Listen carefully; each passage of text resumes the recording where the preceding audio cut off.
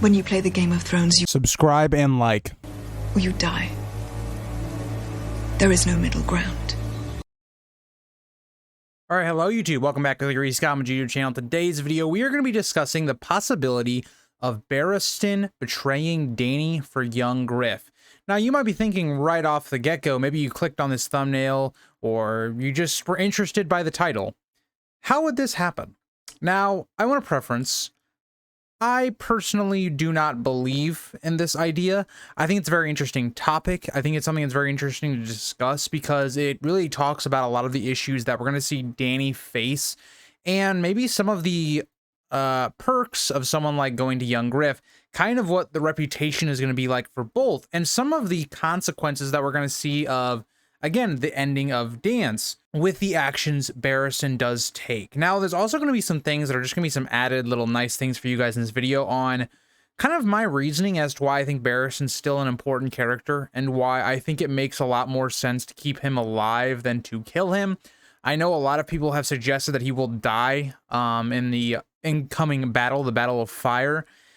And I am not one of those people. I see the possibility of Barristan dying, but I do not think he should. I think George has way more that he can do with a character. Not only just Barristan, but, you know, world building, lore, for Dany's character specifically. And his death right now, I just don't think adds a ton to the story. But let's talk about it. But before we get into the video, if you guys like to like, subscribe, and comment, please do. It helps the channel grow, reach our appeal that might like this content, and let's get into it. Again, if you guys are not subscribed or you guys don't really, you know, vote on the channel posts, this video was decided by you guys. Also, Saturday's videos also from you guys. I put out a poll for what video you guys wanted to see next, and the Winds of Winter stuff won out like it usually does, and I can't really blame you guys there. So let's talk about some of the reasoning as to why maybe I think you possibly could get this idea of young Griff being the true king for Barristan. So let's take a look at Barristan, right? So Barristan comes in, and again, I do not want to make this point of, oh, Barristan would just straight up leave Dany at this point of the story where, you know, he's still very loyal to her, right? He's willing to do a mutiny in her name. You know, everything points to Barristan being very loyal to Dany. Barristan is someone that didn't reveal himself instantly because he wanted to see her qualities. He wanted to see how good of a queen she would be, or ruler. And I think she's done a pretty good job of winning over Barristan. But here's the big but. Now, we look at this idea of treason of love. That's kind of one of the three treasons that Dany is supposedly going to face. And if we put Barristan into this category, let's think about what would maybe lead to Barristan betraying Dany. Now, the first one would be maybe Dany, again, comes back with the Dothraki, and she's not very happy with the way Barristan took things into his own hands. Maybe we find out the Shave Pate is again, part of the problem. I've put out a theory that I think, you know, when all of Dany's forces come out in the Battle of Fire, the Shave Pate could just close the gates and seal Meereen and take over himself.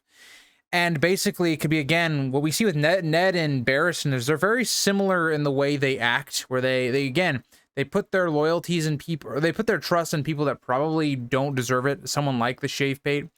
And so maybe what we can end up seeing is Dany comes back and Meereen's not even in their hands anymore. And so, you know, maybe you play that idea and you're like, okay, Barristan, you screwed everything up. And then two, so here's the other part, right? If Barristan starts feeling like his counsel is being rejected, where he is not someone that Dany leans on for counsel, and she starts finding someone else, and this is the key point. If Dany starts making decisions that Barristan does not agree with, and in, you know, Barristan's mind, how do we play this off? Well, again, he has served bad kings. He doesn't want that to happen again. And so this is what I think could end up developing that I really think is a very interesting scenario for Dany. We think Tyrion, or I wouldn't even think it's pretty much 100% confirmed that Dany and Tyrion are going to meet, and Tyrion is going to be kind of an advisor to Dany. And I have kind of theorized that I believe Tyrion is going to be especially starting off, will be kind of more of the devil on Dany's shoulder, you know, letting her do her worst impulses. Again, Tyrion is someone that's kind of, you know, in a bad state, a mental state. He's depressed. Again, he was going to kill himself based off of just drinking. He's someone that sees the world in a very dark figure. And again, it makes complete sense with why Tyrion feels that way, but that's going to make him do probably bad counsel for Dany at times, and he's going to have a lot of personal bias in there. So, and again, if we even look at the characters of Tyrion and Barristan is not someone that likes to do politics. He doesn't like to do things that aren't honorable. And so when we get to a character like Tyrion, who is definitely, especially at this point, willing to do very dishonorable things, he is someone that is willing to do things that get him and or Dany ahead. This could maybe lead to a situation where, again, we could have this idea where Dany is leaning more on Barristan's counsel to begin with, and it doesn't work. You know, things start going negatively. Again, what we see here for like season 7 Tyrion could be something we see with Barristan, where it makes sense for Barristan though, because Barristan is not someone that is politically savvy and things like that, where Tyrion is. So you put Barristan in this position where maybe he has some failures with Dany, maybe there's just issues there, and she just starts to lean way more on Tyrion's counsel, going against what Barristan sees as kind of the honorable, the right choice, and he feels completely neglected, like Dany's camp is kind of going down the wrong path.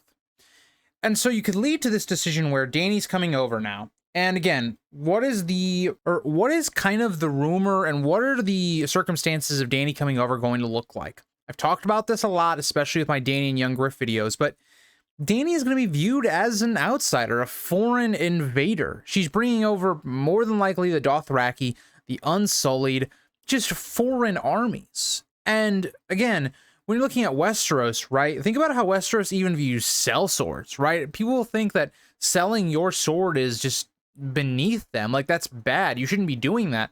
And so now you have a person of the Targaryens, you know, Dany coming over, leading the savage Dothraki. Again, Westeros is very racist towards the Dothraki, and also bringing over this Unsullied army. And then think about some of the rumors. What is the propaganda going to look like against Dany? That she's just this mad queen. Again, she's the daughter of Aerys. She's burning, you know, cities, or she's burning people. Again, one of the genius writing that should have been more of an effect in the show in season 7, we see, how does Cersei get Randall Tarly, or it's more like Jaime getting Randall Tarly on her side. And so what we get is this idea of spreading propaganda, showing, again, why Dany wouldn't be a good ruler from somebody on the outside. And so that is something that's going to be very prevalent in Westeros. And again, what is something that unites people more than anything? A foreign invader invading your country. Think about like anything, right? Think about the amount of divisiveness that we've always seen in countries and things. You put a war in front of a group of people. For instance, I always reference World War II. It's one of my favorite times of history to study. America was a country that was divided in a lot of things. Race, whether you look at, you know, women hadn't gotten really full rights yet, whether you look at just culturally, a lot of division. And World War II really brought together the country. It's a war. You're fighting for your survival. I mean, this is more, I think you would look at this more prevalently in countries where fighting was really going on, in like France, Britain, countries like that. But we're going to see this on this scale in Westeros, a divided country, and now you see a foreign invader coming over in Dany. Yes, Dany's a Targaryen, but she's bringing over foreign armies. And Young Griff, on the other hand, is going to be viewed as this character that he avenged the Targaryen dynasty. He brought down the Lannisters, who had, again, they've been getting less and less popular as time goes on. And finally, we have a good ruler. Young Griff looks like a great ruler. He came over with, again, this golden company. Yes, they may be sellswords, but at least they're, you know, a lot of them less exiled from Westeros, so a lot of them are going to be, you know, Westerosi people. This could even be backed by, say, the Dornish. You would have some Westeros support there. Young Griff inherently is going to look better. The propaganda is going to be completely against Dany. So let's take this in if you're Barristan now. So you go back, your relationship with Dany is falling apart. She's making decisions you do not like. And here's this kid, Young Griff, who apparently is the kid of Rhaegar, all of the rumors about him sound pretty good.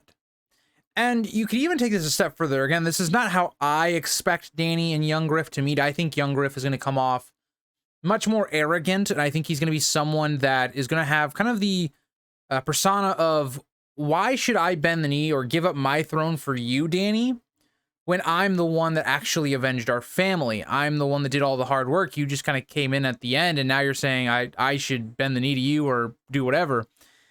And so maybe Barristan even could maybe see some of that rationale if that's the way it goes, or maybe Jon Con and young Griff actually have a reasonable offer for Dany. Maybe the offer, maybe at this point, young Griff is not married yet, and he says, Dany, if you marry me, we can rule the kingdoms together, unite our family, and that's the end of it. And maybe she denies it. So again, there's just so many scenarios in which you could see that young Griff, maybe he has an offer that makes sense to Barristan on how to make peace, and Dany's not willing to do that. And she might have her own justified reasons as well. One of them being that young Griff is a Blackfire. And again, that could be something that maybe Dany knows, but she doesn't tell Barristan. So there's just so many ways I think that the relationship between Barristan and Dany could break down, or things that could cause issues to where maybe there could be this idea of Barristan betraying Dany. Personally, again, I want to say this at the end of the video, I don't see it happening. Again, like a couple of you guys commented that you were surprised that this was even an idea, that people believed in this. And I'm kind of there with you, that I agree that I don't think it is the most likely choice, but it is something that could happen. And I think it's a fairly interesting topic. Again, you guys seem to love my videos about young Griff. They always do well on YouTube. So again, I think just a nice video of really summarizing, I think, what's going to happen with both Dany and young Griff, but also throwing into the wrench like Barristan. And I think what's something else that's really interesting is that if young Griff is a Blackfire, we have to remember that Barristan presumably slew the last Blackfire. So how is that going to now, like, that could be a whole different thing. This is why I love that Barristan should still be alive by this point of the story. Think about Barristan realizing that he didn't slay the last Blackfire, that the Blackfires are still going and they're on the throne. That could be an extremely interesting plot line that hopefully we get in Winds of Winter, or a Dream of... It's probably going to be more of a Dream of Spring, because again, I don't expect young Griff and Dany to meet until a Dream of Spring. I expect Dany makes it, or just lands in Winds by the end of Winds of Winter. But let me know what you guys think about this idea. Barristan betraying Dany. I think it's an intriguing topic, and yeah. But thank you guys all for watching. I see you guys all in the next one. Bye, guys.